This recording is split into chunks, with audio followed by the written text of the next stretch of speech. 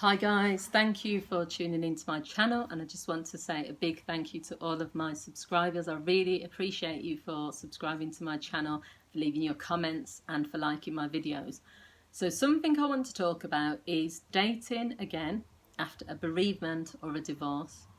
So there's so many rules and pressures about when's the right time to, date again if you've lost someone or if you've going through a divorce. And I think that puts a lot of pressure on people where they feel they can't do what they really want to do.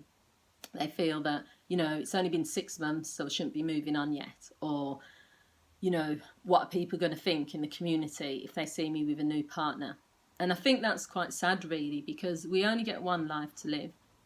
A lot of times, in a lot of cases, divorce is obviously a really sad and really traumatic experience for people. Even if it's the right decision to make, it's still the ending of a relationship. And there's not just the legal side, there's also the practical side, the emotional, there's a lot to it. So I'm just going to talk to you really about things to consider if you are going to date again after either a bereavement or a divorce. And I just want to add that I know that the two things are different. When you become a widower or a widow, you have lost the person, you'll never see them again. When you divorce, it's different. However, there are similarities to the two because it is a great loss to your life. So the one thing to think about is that the grieving process is important. You don't know how you're going to feel as you go along the way, you are still possibly going to do things like putting an extra plate out for the person that's not there. You're probably going to, go to do something and then remember they're not coming back. And that can happen not only with a loss, bereavement, also with a divorce. Maybe there's things you used to do together, so you're booking an appointment for someone, but you're realising I don't have to do that anymore, booking a holiday for 4, when really now there's just you and the kids, there's 3 of you. So bear in mind that you don't know how you're going to feel through the grieving process, and it could take longer for some than others. Don't let people put pressure on you. You've been single now for 12 years, or when are you going to move forward? And why don't allow those pressures to impact on your grieving process. You want to get to a point where you feel ready. That is the key thing from this whole video, is it's when you're ready, it's your journey. Also, divorce is a loss. There's an emotional process that comes through a divorce, but also a physical process, practical stuff. And you might not recognise this level of stress that's involved until you're actually going through it, but also when you're at the end of it.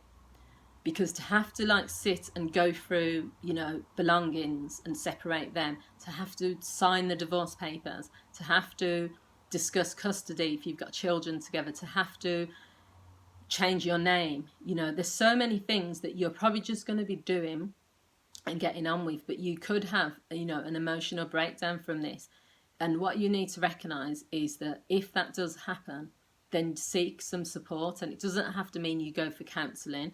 That is a recommendation, but you don't have to. But also talk to your friends, talk to your family, talk to someone. It's tough, signing those papers in black and white, which says you are no longer married to someone. I can imagine the emotional trauma that would create. For some people, it's going to be fantastic. They're going to feel relieved. So I'm not putting all a negative spin on this. Some people can't wait to get divorced, but just the reality of the situation is that it's a loss. Even if that person wasn't the right person and you've made the right decision, it's still a loss. So just bear that in mind and prepare yourself for that. Don't be fearful of putting yourself out there when you're ready, but don't feel that because this has happened you can't date again, that this was your love of your life and that's the only person that I'm ever going to want to be around. I just don't want to be out there, because you won't know until you try. You might get out there and start dating and you might think, do you know what, this doesn't feel right for me, or I'm still grieving, or I'm still hurting from the loss. It's not right or fair on the other person coming in. However, you might get out there and you might be dating and you might think, wow, this feels right at this moment. Although I've still got memories of the past from my ex, I'm ready. This person is doing something for me. This energy between us is enough for me to proceed and pursue this. Be honest about what you want and you don't want. If you're not ready for a full-on date and serious relationship, don't let society or any of your friends or family persuade you or push you or influence you to say, you might just want to have a bit of fun. You might say, I've literally been stuck in the house for 12 years, grieving since I've got divorced, or grieving since I've become a widow.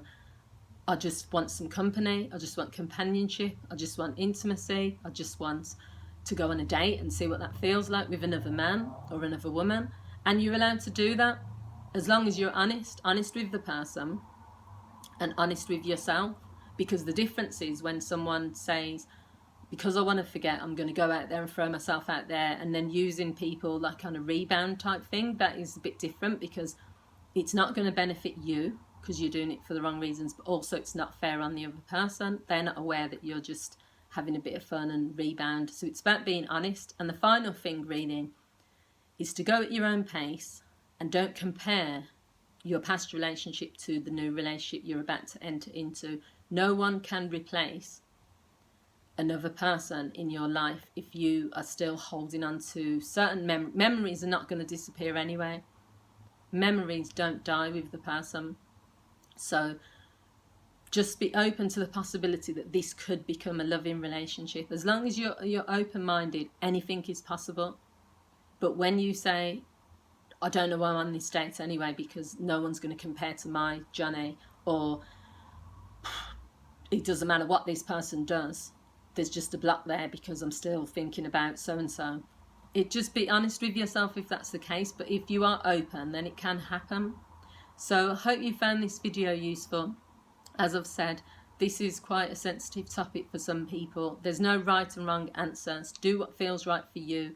Recognise that you do have a chance at love again if you've been divorced or if you have been bereaved. It is possible. So I hope you found this video useful. Please feel free to leave any comments. Feel free to like this video, share it with anyone that you feel would benefit from it, and subscribe to my channel if you enjoy the videos. Take care, guys, and I'll see you all again soon. Bye.